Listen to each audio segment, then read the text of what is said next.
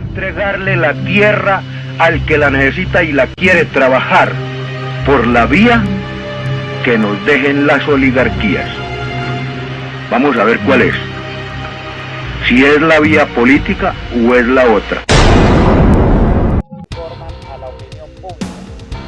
Primero, que la dinámica del proceso de paz ha permitido amplias conversaciones entre el gobierno, las FARC y algunos sectores que tienen representación en la vía nacional.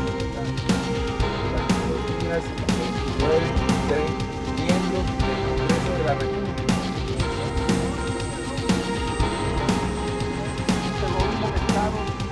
Estos señores porteños legítimos democrados que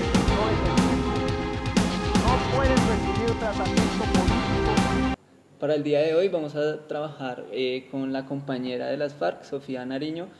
Vamos a hablar acerca de cómo fue este proceso de diálogos con Pastrana en el Caguán. Entonces, pues queremos saber más o menos cómo es su proceso de estar en estos diálogos y pues que nos dé su perspectiva acerca de estos diálogos. Bueno, primero que todo pues pienso que ha sido como, si se quiere, un privilegio de la vida estar en escenarios históricos, y ese ha sido el de los diálogos del Caguán. En el 99 estaba yo en una recuperación médica cuando se instaló la mesa de los diálogos en el Caguán. Entonces todos estábamos a la expectativa, ¿sí? Y yo era una de las personas que ese momento era muy importante. Entonces estábamos muy inquietos a lo que iba a pasar, y más a sabiendas de que ya habíamos tenido otros procesos de diálogos que no habían tenido muchos productos. Tuve el privilegio de ser llamada a una misión al bloque oriental y me voy para el Caguán, 5 meses después. Y en el Caguán pues que evidencié un acercamiento, si se quiere, a la población civil, porque uno de los requisitos que se exigió para tener esos diálogos eran las mesas temáticas. Hago un paréntesis ahí que no me puede quedar, y es que cuando se instala la mesa de los diálogos, hubo un momento en que se le llamó la silla vacía, porque Marulanda no se presentó en la inauguración de los diálogos. Y aclaro ahí de una vez que eso no se dio, porque como nosotros éramos un ejército, entonces aplicábamos los principios de la guerra, y uno de los principios de la guerra era pues saber en qué condiciones se iba a presentar eso. Y nos dimos cuenta de que el gobierno había instalado un francotirador, o era Pastrana o era el camarada Manuel, pero el caso era no dejar avanzar los diálogos. Digamos, son con las primeras cosas con que empiezan más los síntomas de ese proceso de diálogos. Entonces volviendo, la mesa temática era donde se iba a escuchar a la gente que quería, o sea, porque no podía ser un diálogo solamente entre el gobierno y FARC, sino que había que escuchar las voces de la gente, ¿sí? Entonces instalaron esa mesa temática. Con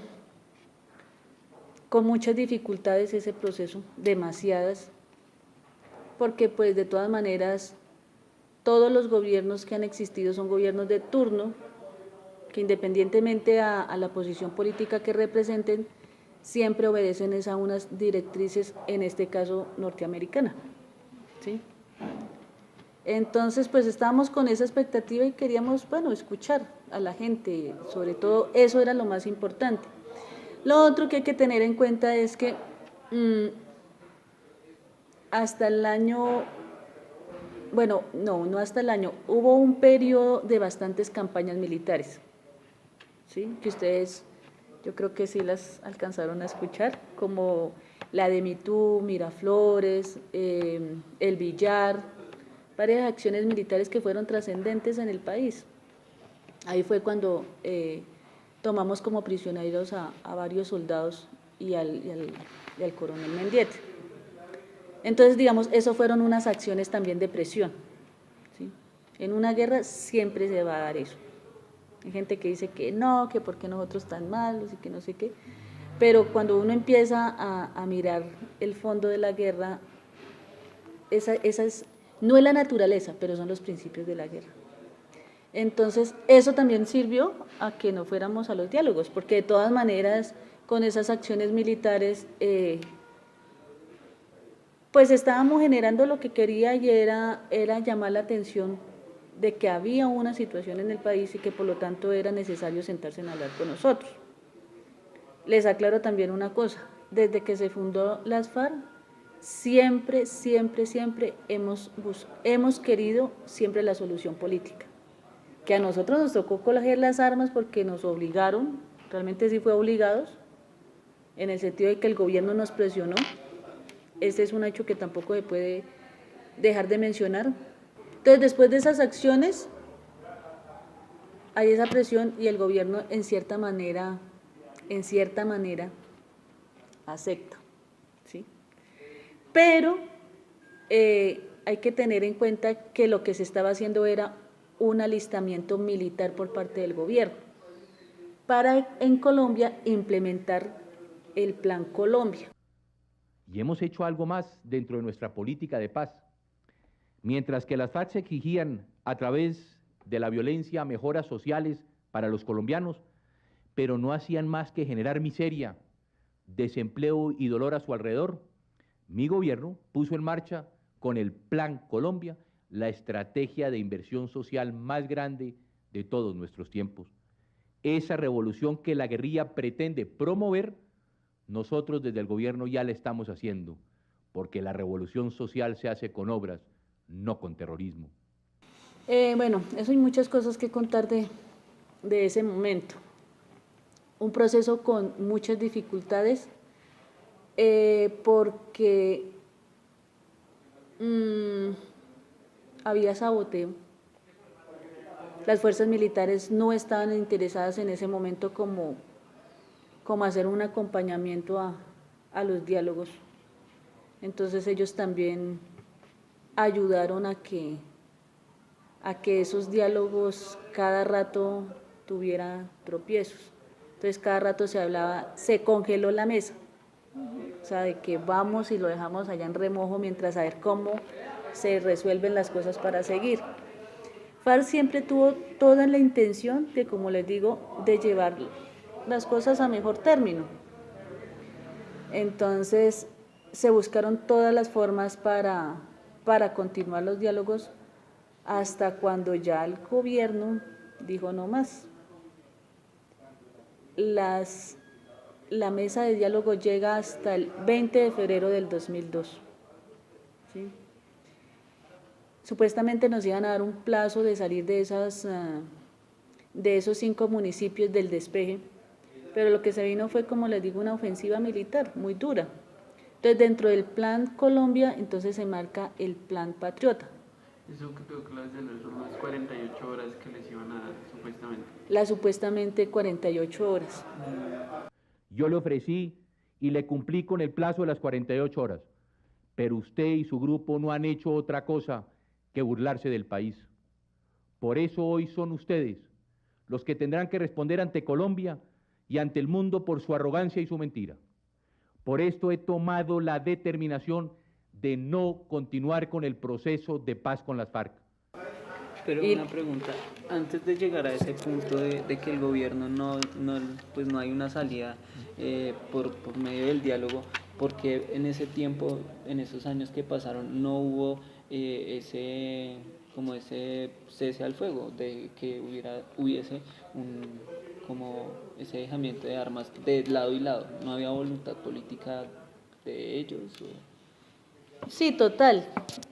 A nosotros nos hacen, bueno, nosotros realmente como movimiento, el despeje de los 5 municipios. Se suponía que ese iba a ser ese despeje con el propósito de tener un espacio en donde dialogar.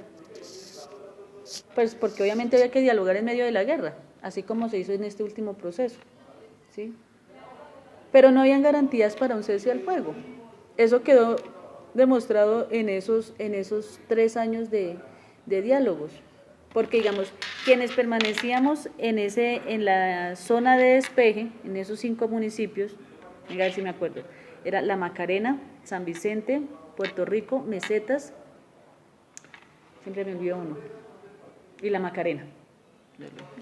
¿Ya? Ay. Bueno, mientras me acuerdo. Entonces,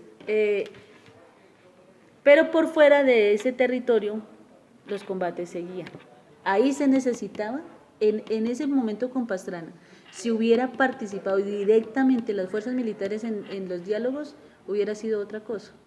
Pero ahí lo que se estaban jugando eran intereses económicos. Entonces, a veces, si no estoy mal, si no recuerdo, si no estoy mal, en esa vez se nombraron 2 altos comisionados para la paz. Y eso ya es una muestra de qué tanta voluntad política hay por parte del gobierno para entablar los diálogos. ¿Sí?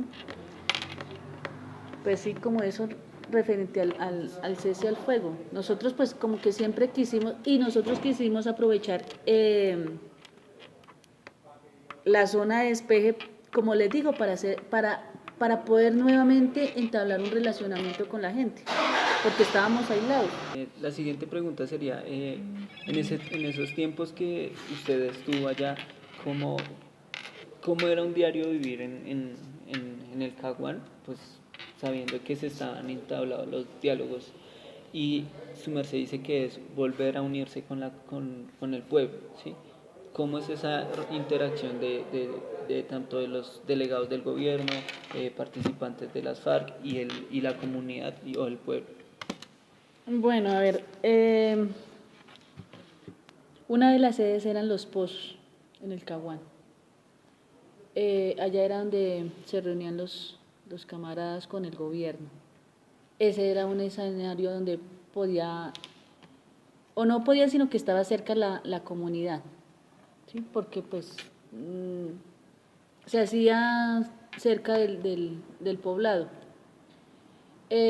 Un día normal, un día cotidiano, digamos, en cierta manera, no había esa presión militar que de pronto en otro momento había, porque habían mínimamente unas condiciones en esa zona de despeje, ¿sí? Entonces, nosotros, si se quiere, aprovechamos de ese espacio que había. Entonces empezaron a desarrollar varias escuelas de formación y de especialización de nosotros los guerrilleros. Ahí hacíamos, como le digo, lo de las audiencias, la mesa temática. ¿En qué consistió? En que la gente de las ciudades o de las organizaciones sociales fueran al Caguán y aportaran o dieran sus aportes para el diálogo. Estaban los compañeros que le decíamos los temáticos, que eran las personas encargadas de esa tarea. Y ellos eran los que participaban en esas audiencias, presentaban las ponencias de nosotros, se escuchaban las ponencias de la población civil. Entonces ahí hubo ese acercamiento con gente que pues también estaba en la expectativa de conocernos, porque también, al igual que ahorita, pues había muchos destinos y muchos imaginarios. Hoy las naciones del planeta saben que no son Robin Hoods que luchan por el pueblo oprimido, sino personas sin escrúpulos que no tienen problema en asesinar niños para conseguir sus fines. En el campamento, como les digo, se mantenía la disciplina. Por ejemplo, la levantada era a las 4:30, nos levantábamos, pasábamos el parte, la revista militar, y después nos íbamos al aula, al sitio donde estudiábamos. Se nos impartía la instrucción, que fuera, ya fuera política o como le digo, de alguna especialidad. Y habían pues diferentes especialidades. Obviamente habían unas que eran de carácter militar, ¿sí? Como explosivos, artillería, inteligencia de combate, cartografía, comunicaciones. Y estaban los temas políticos como filosofía, economía política, historia de Colombia.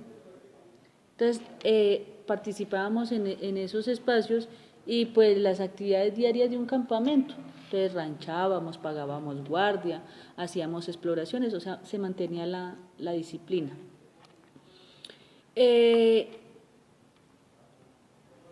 Digamos, dentro de esa cotidianidad nosotros tuvimos un fenómeno que fue el aumento de los ingresos a filas. Pero se presentaba por dos cosas. Una, porque pues se presentaba el espacio, ¿sí? La zona de despeje, podía llegar la gente, nos veía, algunos se quedaban. Otros porque venían de las condiciones socioeconómicas malas, entonces ellos veían en las FARC si se quieren, una oportunidad de vida. Habían otros, como le pasó a varios camaradas, que estando aquí en la ciudad los perseguían y les tocaba irse para allá. Pero también a dónde voy, o sea, ¿para qué les digo esto? Ahí el gobierno también supo aprovechar y nos infiltró mucha gente para ocasionarnos daño. Algunos infiltrados directamente a hacernos daño material y obviamente físico, de asesinarnos a camaradas, ¿sí? Habían otros que iban a hacer trabajo de saboteo, que el trabajo de saboteo era dañarnos las carpas, rompernos las botas, echarle vidrio a la comida, cosas así por ese estilo, ¿sí? Entonces, cuando se rompen los diálogos, eso nos permitió, si se quiere, hacer una radiografía de lo que teníamos y nos permitió, si se quiere, depurar filas. Porque la cuestión es que cuando uno está convencido de lo que hace, no le tiene miedo a la disciplina. Y pues estas personas que lo hacían por dinero o por cualquier otra cosa, entonces no se adaptaban a la disciplina y pues eran fáciles de detectar, o antes de ser detectados se desertaban, ¿sí? Entonces eso también nos sirvió. Y eso también lo reconocíamos haciendo esas actividades, que nosotros pues en la zona de despeje, digamos, los desplazamientos, por las condiciones que habían, pues se facilitaban para transportarnos en carro, ¿sí? Pero igual, digamos, había que desarrollar un entrenamiento físico, entonces nos íbamos a las escuelas militares, de formación militar, que como les digo, pues iba acompañada con el componente político, pero pues un entrenamiento militar no es que sea duro, no es que sea difícil, pero si uno no está adaptado para eso, no es capaz de continuar en la lucha. Entonces ahí era cuando se reconocían estas personas, ¿sí? Y pues eso se presentó especialmente allá en la zona de despeje. De pronto se daban en otros frentes, en otros lugares del país, pero no con la misma proporción que se dio allá de nosotros. ¿Y cómo era para usted el hecho de que hoy se dijera, listo, vamos a entablar los diálogos con el gobierno y ya, digamos, es un decir, pasado mañana ya no, seguimos en la guerra? ¿Es fácil, digamos, para las filas el aceptar estas como decisiones de diálogo y de seguir en la guerra? Y la segunda es como, ¿qué es lo que finalmente FARC dice? Porque no, estos diálogos no van más. Bueno, como le digo, a ver, como le digo, nosotros siempre, mientras fuimos organización guerrillera, siempre estuvimos a disposición al diálogo, siempre buscábamos la salida política, ¿sí? Entonces, todos esos momentos, cuando se plantea hablar con el gobierno, era en la búsqueda de una salida política. Entonces nosotros no íbamos a decir, no hablemos con el gobierno. Antes decíamos, están demorando, ¿sí? De que los diálogos se hayan rompido esa vez, para nosotros tampoco fue extrañarnos, porque como ya habían unos antecedentes, y nosotros siempre hemos sabido que el gobierno nunca tiene esa voluntad. Y pues nosotros, como le digo, estábamos preparados para lo que fuera. Por eso no dejábamos de tener esa disciplina. ¿Cuál es la otra pregunta? Que para las FARC, ¿qué es el detonante para decir ya no? Ah, bueno, listo. No, es que, bueno, fueron varios hechos. En el 99 no recuerdo en qué año, pero ellos buscaban por cualquier forma sabotearlos. Uno de esos casos fue el caso del tal Collar Bomba. No recuerdo el nombre de la señora, pero eso fue allá en el Caquetá. Le pusieron un collar bomba y nos echaron la culpa a nosotros, ¿sí? Como les digo, no fuimos nosotros. Entonces, en ese, digamos, como en esa coyuntura que los diálogos hay que acabarlos, siempre existía el gobierno, nosotros no. Entonces nosotros, venga, espere, si no somos nosotros, venga, busquémosle comba el palo y sigamos los diálogos, ¿sí? Después hubo otro hecho que fue, es que eso fueron varias cosas, por varias cosas, no recuerdo eso ahorita. ¿No hubieron secuestros que ustedes les hubieran adjudicado que no hicieron? Estoy echando cabeza, es con el de, ay Dios mío, una señora Turbay. Pues que eso ahorita en medio de la Comisión de la Verdad y de la JEP, pues sale a la luz, si fuimos nosotros o no fuimos nosotros. Si fuimos nosotros, obviamente hay que hacer esos procesos de reparación y de reconciliación, como está estipulado en el acuerdo. Pero los diálogos no se rompen por voluntad de nosotros. Se rompe fue por un papayazo, como decimos, que ellos aprovecharon. Y es cuando se captura al senador Heche. Ese fue el, digamos, claro, obviamente la gente va a pensar eso fue terrible, ¿cierto? Pero al igual que habían pasado cosas anteriores, nosotros habíamos podido decir, venga, continuamos en el diálogo. Pero él definitivamente fue cuando el gobierno dijo, no, ya no va más, y fue el gobierno el que rompió los diálogos. Pastrana salió a decir como a las 7 de la noche que nos daba 48 horas para salir de las zonas de despeje, y a las 10 de la noche ya nos estaban bombardeando, allá en la zona de despeje, en diferentes campamentos. Este grupo guerrillero, con sus acciones y con su actitud, se ha encargado de cerrarle la puerta a la solución política. Por lo anterior, he decidido poner fin a la zona de extensión a partir de la medianoche de hoy y he dado todas las órdenes del caso a nuestras fuerzas militares para que retornen a dicha zona teniendo especial cuidado en la protección de la población civil. Entonces no era que nosotros no quisiéramos seguir. Si a uno le pegan, pues uno se defiende. Pero ya Pastrana dijo no más, y pues fue él, fue decisión del gobierno de no continuar. Entonces hubo gente en la zona de despeje que se interesó por nosotros, lo que estábamos mencionando hace un rato, el acompañamiento internacional. Digamos, en el gobierno de Pastrana y con los diálogos de Santos, también jugó un papel muy importante el acompañamiento internacional, claro que sí.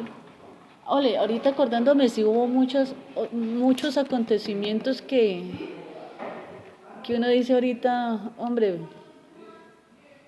nada surge de la nada. A nosotros, cuando el atentado de las Torres Gemelas,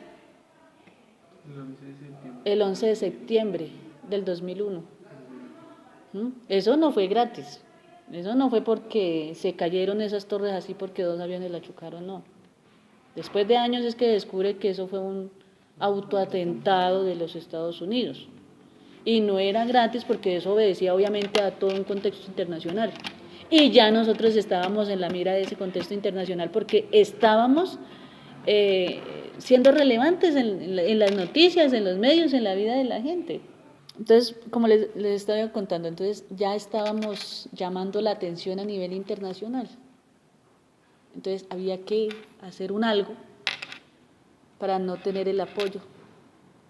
Entonces estallan las bombas de las Torres Gemelas y nos incluyen a nosotros en la lista de los terroristas. Y obviamente con los terroristas nunca se va a dialogar. Después de los terribles sucesos del 11 de septiembre del año pasado, yo se lo dije a la guerrilla en varias ocasiones, incluso desde el mismo Foro de las Naciones Unidas. A ellos les correspondía definirse con sus actos. O son un grupo de insurgencia política o son una organización terrorista. ¿Sí? Otra de las cosas que también me acuerdo en medio de todas esas cosas era que, como les decía, en la zona de despeje había cese al fuego, pero por fuera se seguían haciendo los operativos. Y hubo un operativo antes de las Torres Gemelas que se llamó el operativo 7 de agosto. Y el propósito, obviamente digamos, el propósito, nosotros fuimos a hacer una campaña militar, a pelearle a los paramilitares. Y obviamente ellos se devolvieron, fue con toda, ¿no? Paramilitares y ejército. Entonces, digamos, hubieron acciones militares que fueron trascendentales para nosotros, para la historia del país. Lo que pasa es que eso casi nunca se revela. Y ahí nos mataron a un comandante, a Uriah Rondón. El hombre era un estratega militar, obviamente político. Pero lo que dicen ustedes, bueno, en medio, o sea, ¿cómo es esa vaina de estar dialogando en medio de la guerra? Pues es que así es la única forma como se dialoga. Como hemos dicho nosotros, el diálogo es entre enemigos, no entre amigos, porque entre amigos se va uno a tomarse una pola, ¿sí? Entonces, digamos, esas también eran las otras características de esos diálogos. Les estoy hablando del bloque oriental. En otros bloques pues se presentarían otras cosas que no puedo hablar mucho porque pues sería ser irresponsable. Otra de las cositas que hay que tener en cuenta, en el 2001, no recuerdo ese mes, se hizo la entrega de prisioneros, que eso es otra de las cosas que nosotros, o sea, que se deben tener presente.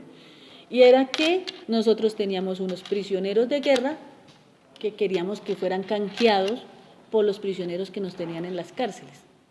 Y los canjeábamos es porque en las cárceles siempre ha habido el hacinamiento, no han habido unas condiciones como de pronto lo estipula los códigos, el Código Penitenciario Nacional. ¿Sí? Allá hubo persecución política, allá se nos murieron camaradas. Cuando es entrega de prisioneros, nosotros entregamos, no recuerdo la cantidad, pero fueron más de 200 soldados. Sí, fueron como 230. 200 algo, si no me acuerdo qué. Y el gobierno a nosotros nos dio 15 compañeros. Y como les decía, entonces nosotros hicimos esa entrega de prisioneros pues buscando, ese era uno de los puntos de la mesa de diálogos. Lo otro era el tema de la coca, ahorita que me acuerdo. Entonces resulta que se planteaban en esos diálogos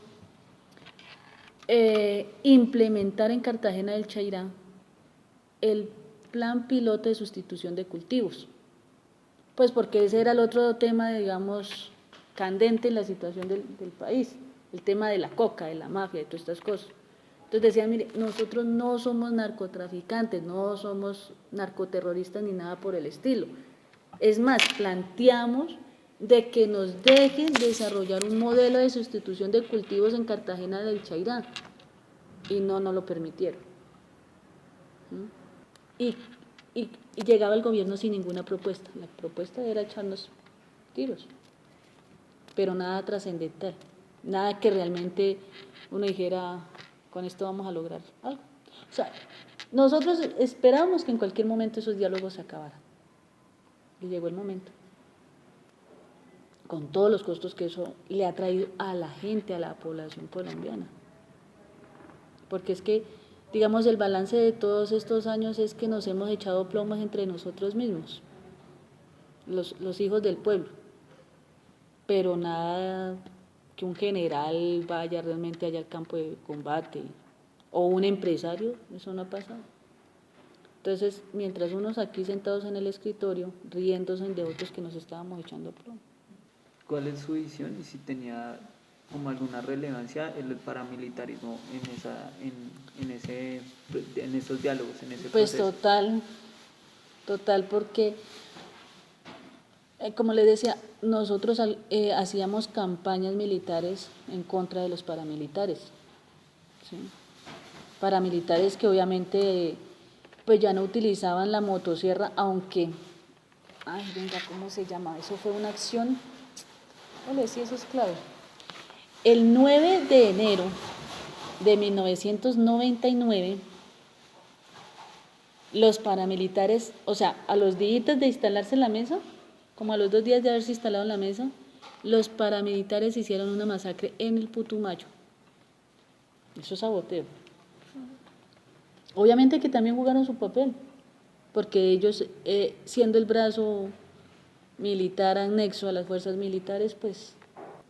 Pues para finalizar, queríamos darle las gracias pues, por el valioso tiempo que su merced dispuso pues, para adelantar esta investigación y pues no sé, que nos comentara como algo ya para finalizar. Un mensaje que le doy a todo mundo, en especial a los estudiantes y más de la universidad a la que también ya pertenezco, es que hay que salir de las aulas. Todos los trabajos de investigación se hacen es hablando con la gente, no en el aula leyendo los textos, y menos los textos oficiales, porque están redactados a una conveniencia. Hay que salir a investigar, a hablar con la gente, no solamente, mejor dicho, hay que escuchar a todo mundo, al niño de la calle, al indigente, al campesino que se levanta a las 4 de la mañana, hay que salir a conocer el país para poderlo interpretar. Ese sí es un buen trabajo de investigación. De lo contrario, la academia nos queda todavía lejos. Ese es el mensaje para los estudiantes. A mis amigos del pueblo que me conocieron siendo parrandero, hacerles saber yo quiero el por qué no he vuelto a parrandear.